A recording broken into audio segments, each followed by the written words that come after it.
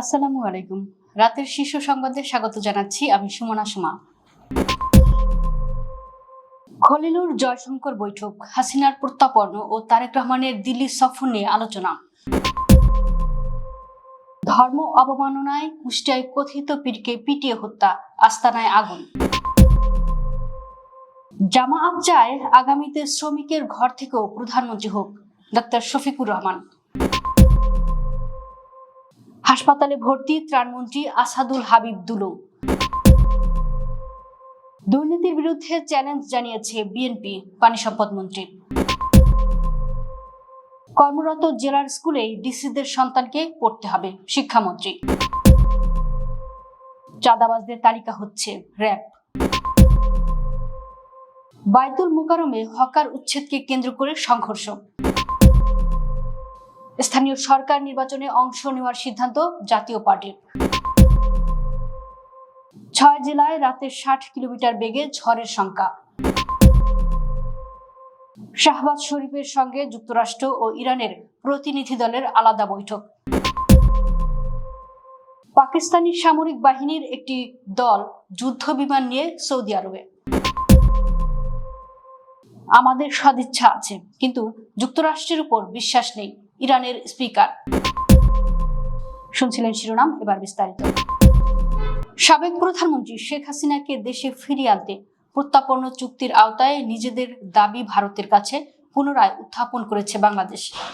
শুক্রবার মরিশাসের পোর্ট লুইসে সাংবাদিকদের এ তথ্য জানান বাংলাদেশের পররাষ্ট্রমন্ত্রী খলিলুর রহমান। একই সঙ্গে তিনি জানিয়েছেন, প্রধানমন্ত্রী তারেক রহমান আগামীতে ভারত সফর করবেন। দিল্লিতে ভারতের পররাষ্ট্রমন্ত্রী এস জয়শঙ্কর ও জাতীয় নিরাপত্তা উপদেষ্টা অজিত দোভালের সঙ্গে বৈঠক শেষে মরিশাসের ভারতে মহাসাগরীয় সম্মেলনে যোগ দিতে গিয়ে খলিলুর রহমান এসব কথা বলেন। গত ফেব্রুয়ারিতে নতুন সরকারের দায়িত্ব নেওয়ার পর এটি ছিল ভারতের সঙ্গে বাংলাদেশের প্রথম উচ্চ পর্যায়ের দ্বিপাক্ষিক বৈঠক। পররাষ্ট্রমন্ত্রী বলেন, আমরা ইতিমধ্যে প্রত্যাপন চুক্তির আওতায় শেখ হাসিনাকে ফেরত দেওয়ার দাবি জানিয়েছি। দিল্লিতে সেই দাবিরই পুনর্ব্যক্ত করা হয়েছে, তবে সবকিছু এই মুহূর্তেই প্রকাশ করা সম্ভব নয়। 2024 সালের 5 আগস্ট ছাত্র জনতার আন্দোলনের মুখে শেখ হাসিনা ভারতে পালিয়ে যান।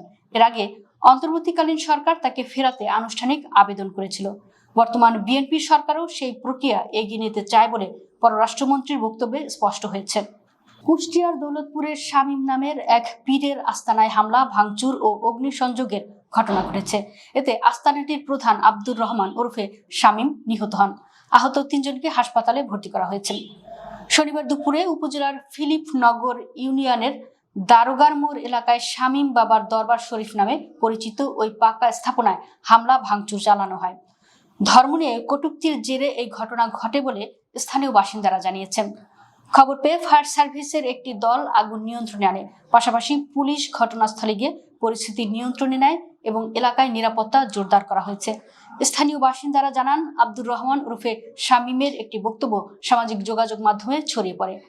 সেখানে তিনি ধর্ম নিয়ে কটূক্তি করেছেন এমন অভিযোগে এলাকায় উত্তেজনা ছড়িয়ে পড়ে। এক পর্যায়ে ক্ষুব্ধ এলাকাবাসী তার আস্তানায় হামলা চালিয়ে ব্যাপক ভাঙচুর ও অগ্নিসংযোগ করে। এতে শামীম সহ কয়েকজন আহত হন।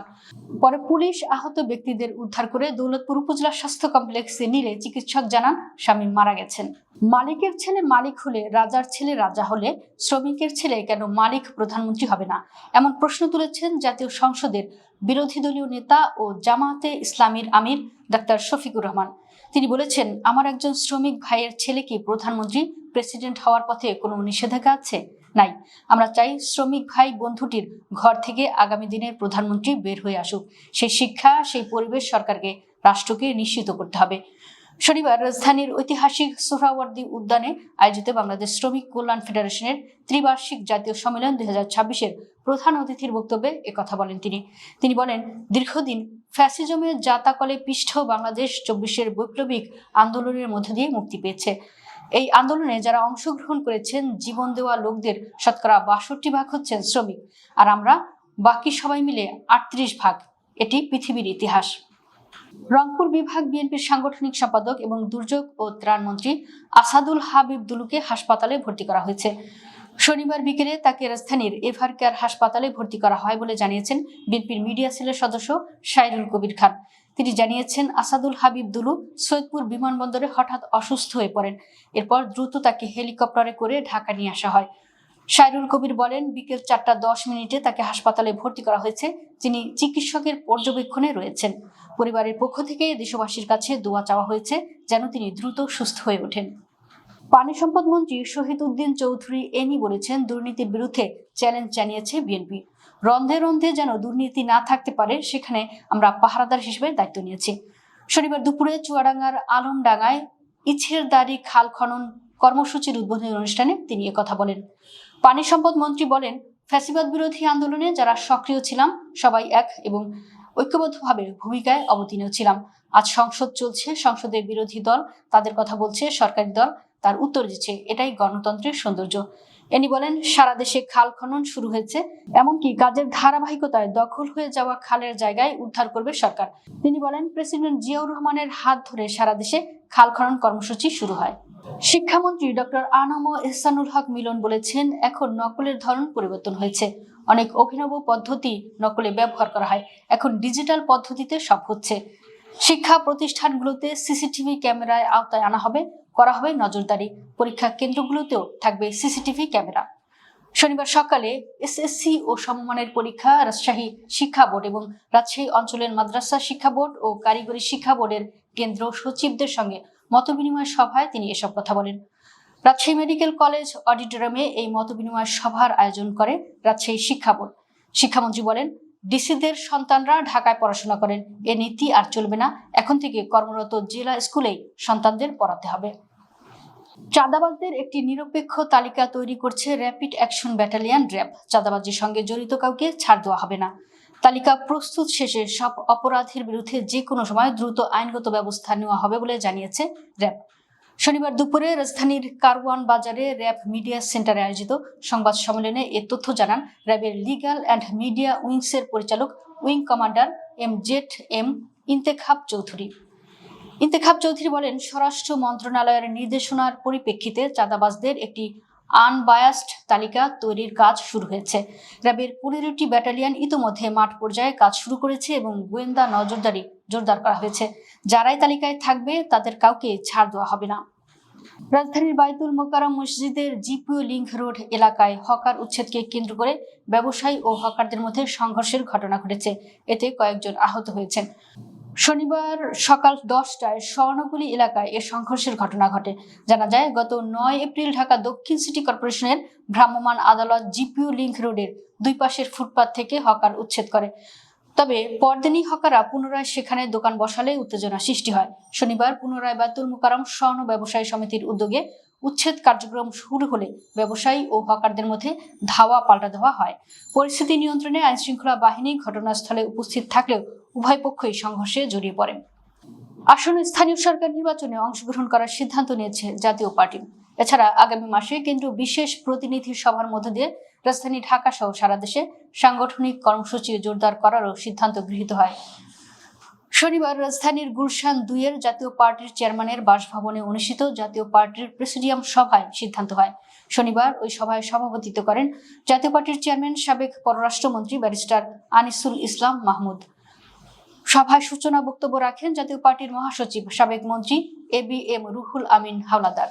দেশের 6 জেলায় 60 কিলোমিটার বেগে ঝড় বয়ে যেতে পারে বলে জানিয়েছেন আবহাওয়া অফিস। একই সঙ্গে বৃষ্টি বা বজ্রসহ বৃষ্টিরও আশঙ্কা রয়েছে। শনিবার 11 এপ্রিল দিবাগত রাত 1টা পর্যন্ত দেশের অভ্যন্তরীণ নদী বন্দরগুলোর জন্য আবহাওয়া অধিদপ্তরের দেওয়া সতর্কবার্তায় এ তথ্য জানানো হয়। বার্তায় বলা হয়েছে, বরিশাল, পটুয়াখালী, নোয়াখালী, কুমিল্লা, ময়মনসিংহ ও সিলেট জেলার উপর দিয়ে পশ্চিম অথবা উত্তর পশ্চিম দিক থেকে ঘন্টায় 45 থেকে 60 কিলোমিটার বেগে অস্থায়ীভাবে দমকা অথবা ঝোড়ো হাওয়া বয়ে যেতে পারে। এ সময় বৃষ্টি অথবা বজ্রসহ বৃষ্টির আশঙ্কা রয়েছে। তাই এসব এলাকার নদী বন্দরগুলোকে 1 নম্বর সতর্ক সংকেত দেখাতে বলা হয়েছে। পাকিস্তানের প্রধানমন্ত্রী শাহবাজ শরীফের সঙ্গে বৈঠকে বসেছেন মার্কিন vice president JD Vance. White হাউসের পক্ষ থেকে এ তথ্য নিশ্চিত করা হয়েছে। ইরানের সঙ্গে ঐতিহাসিক শান্তি আলোচনার অংশ নিতে JD ভান্স বর্তমানে পাকিস্তানের ইসলামাবাদে অবস্থান করছেন। মার্কিন প্রতিনিধি দলের হয়ে ইরানি কর্মকর্তাদের সঙ্গে মূল বৈঠকে বসার আগে তিনি পাকিস্তানের প্রধানমন্ত্রীর সঙ্গে এ দ্বিপাক্ষিক আলোচনায় অংশ নিলেন। বৈঠকে ভান্সের সঙ্গে ছিলেন যুক্তরাষ্ট্রের বিশেষ দূত স্টিভ উইটকফ ও মার্কিন প্রেসিডেন্ট ডোনাল্ড ট্রাম্পের জামাতা জ্যারেড কুশনার। পাকিস্তানের প্রধানমন্ত্রীর কার্যালয় থেকে জানানো হয়েছে, এই গুরুত্বপূর্ণ বৈঠকে পাকিস্তানের পক্ষে আরও উপস্থিত ছিলেন পররাষ্ট্রমন্ত্রী ইসহাক দার ও স্বরাষ্ট্রমন্ত্রী মোহসিন নাকভি। সৌদি আরব ও পাকিস্তানের মধ্যে বিভিন্ন খাতে অত্যন্ত শক্তিশালী অংশীদারিত্ব রয়েছে। গত বছর কৌশলগত পারস্পরিক প্রতিরক্ষা চুক্তি সই করেছে দেশ দুটি।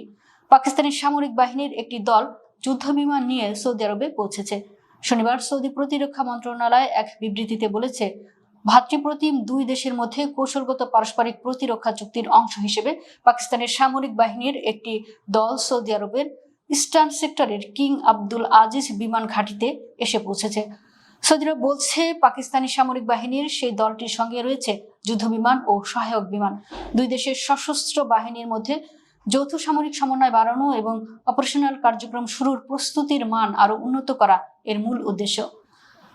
আল আরাবিয়া লিখেছে, সৌদি আরব ও পাকিস্তানের মধ্যে বিভিন্ন খাতে অত্যন্ত শক্তিশালী অংশীদারিত্ব রয়েছে।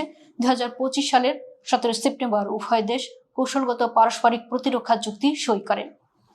যুক্তরাষ্ট্রের সঙ্গে আলোচনার আগে ইরানের পার্লামেন্টের স্পিকার মোহাম্মদ বাকির গালিবাফ জানিয়েছেন, যুক্তরাষ্ট্রের সঙ্গে আসন্ন আলোচনায় তেহরানের সদিচ্ছা থাকলেও ওয়াশিংটনকে তারা বিশ্বাস করতে পারছেন না। শনিবার পাকিস্তানের ইসলামাবাদে পৌঁছে সাংবাদিকদের সঙ্গে আলাপকালে তিনি বলেন, অতীতে যুক্তরাষ্ট্রের সঙ্গে আলোচনায় বারবার প্রতারণার শিকার হয়েছে ইরান। গালিবাফ বলেন, আমাদের সদিচ্ছা আছে, কিন্তু যুক্তরাষ্ট্রের উপর কোনো বিশ্বাস নেই। ইরানের আধা সরকারি সংবাদ মাধ্যম তাসনিম নিউজের বরাতে এক প্রতিবেদনে এ তথ্য জানিয়েছে মিডল ইস্ট মনিটর। দর্শক, ভিডিওটি শেষ পর্যন্ত দেখার জন্য আপনাকে অসংখ্য ধন্যবাদ। নিত্য নতুন ভিডিও পেতে আমাদের ইউটিউব চ্যানেলটি সাবস্ক্রাইব করুন এবং নিয়মিত নোটিফিকেশন পেতে বেল বাটনটি ক্লিক করুন। আমাদের ফেসবুক পেজটি ফলো করুন। এছাড়াও আমাদের ভিডিও লাইক, কমেন্ট ও শেয়ার করুন। আল্লাহ হাফেজ।